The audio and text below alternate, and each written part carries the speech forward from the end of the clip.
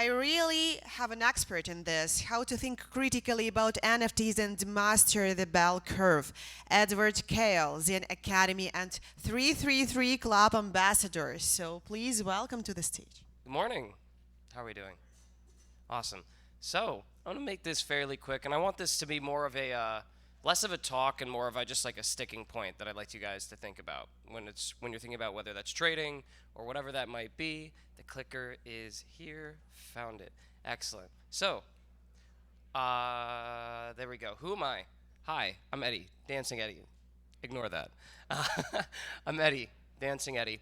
My background, I started in the space in late 2020 when I started seeing a lot of the bigger punk sales. Got very interested, especially as the Beeple sales took off. And I basically spent 6 months studying NFTs before I bought one. I started studying in more than 6 months, actually, roughly 8. Started studying 2020 December, and I bought my first one in July of 2021. Now, I have since, I would say, graduated in terms of understanding at least some more of the fundamentals as compared to when I bought my first NFT. Luckily, my first NFT did pretty well, Dogepound. But beyond that, I've spent thousands of hours discussing this type of stuff with people over the course of the past 2 years. So, what is the bell curve? This is just a point that I want to bring up as like, this is something that you should consider when it comes to both thinking critically about NFTs, trading your NFTs, or whatever you want to do. You take a look here. This is a pretty typical meme. I think it's pretty funny. The idea is you have the low end of the bell curve and the high end of the bell curve, and of course, the middle curvers, as they're called. The idea, of course, is, there are very, very, very few people at the very low end of the bell curve and very, very, very few people at the high end of the bell curve, in this case, IQ score. Few geniuses and few total dunces. Most of us lie somewhere in the middle. But the reality is, when it comes to trading and performing well in NFTs and whatever, one way or another, it tends to be that both projects, founders, traders, whatever it might be, the best rarely ever find themselves at the middle of the curve and often find themselves at one end. And not only the right end, but also, remarkably, the left end. And there's a interesting question as to why that might be. And here's an example of that. Now, the idea is, when you start with NFTs, you might find yourself on the left side of the bell curve because you're frankly fairly new to the whole idea. You're trying to learn things, and the first thing that you're told all the time is community, community, community, community. And you're like, all right, sick. I like the community. That's what I'm here for. I want to meet people. I want to talk to people who are like-minded and looking to better themselves in one way or another. And then eventually, apologies, allergies are starting to kick in. Eventually, you get along after 6 months, a year, and you start getting frustrated, and you start thinking, oh, community is a lie. Everyone here is just to trade and dump on the next guy. And everyone, what ends up happening is, as soon, for example, Nakamigos, right? Nakamigos is taking off, if anyone's paying attention as of late to the NFT space. Nakamigos has taken off, but they will inevitably retrace, as all things that go up must at some point come down. And you'll likely see some people get frustrated or start causing infighting, whether that's in the Discord, on Twitter, posting negative posts and whatnot. And everyone's like, oh, look, as soon as the price goes down, everyone flips, and community is garbage. And I get that. I get that take. It is a fair and fairly educated take.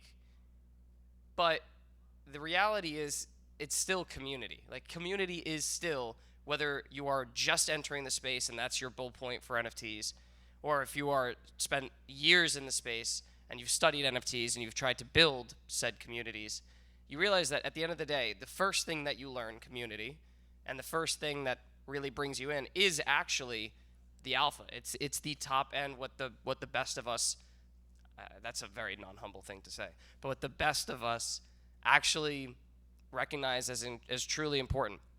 And what does that mean in actuality? What does that mean in practice, and how to think about that? Right, so when you think about community as a newbie to the space, you're like, well, I just want to meet like-minded people and help further my career. But then when you get to the point where you are, let's say, in the 0.1%, one of my favorite founders, his name is Wob.eth. Wob, he founded the Sappy Seals. I don't know if I have a picture of the Sappy Seals in these slides, but regardless, He founded the Sappy Seals, and the whole idea behind his project was memes and memetics and just forming a strong community. And the reality is, through the powerful tools that they provided to help their community meme and produce actually high quality and funny memes, and also a distinct focus on just person to person contact with their holders, they've developed a uniquely tight and strong bond that at the end of the day, what does that lead to in tangibility? The price went up because you end up with people that love the community. They don't want to sell their NFTs. They might sell 5 of their 6, but their last one they might hold on to.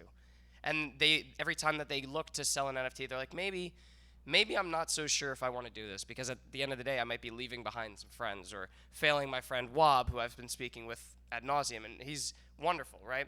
And it's like that Wob has understood and has graduated, in my opinion, to the right side of the scale, right? Excellent community. And he understands how to build a community from a technical perspective, how to high level create tools that help facilitate community. But at the end of the day, what he's done, all of his work in understanding community and bring himself to the 0.1 side of the scale, he is still, sometimes simple is best. Community on the left is the reality. And of course, this type of meme there we go. This format applies to obviously much more than just community. Whether that's like how to think about certain tokens, let's say. For example, with Bitcoin, some of the best people who did the best with Bitcoin just put it in a wallet and forgot that it existed for years, and they're like, oh wait, I think I have some Bitcoin. 0.1% on the left, and then on the right, you have that 0.1% that says the exact same thing, where in practice, they're like, you should just buy it, lock it away, and forget about it, and check it in 10 years, and they also perform the best. In the middle, you have the people that say, well, I think it's going to go to 60, and then it's going to go back down to 40, and if I could swing that properly, I could get 10% more Bitcoin. The reality is, most people are not capable of actually executing on that level, and oftentimes, the 0.1% on the left can perform just as well as the 0.1% on the right.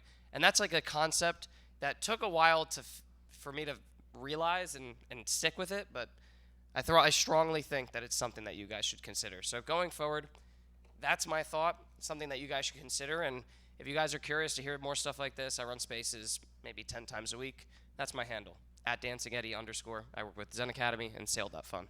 Thanks for listening, guys. Appreciate it.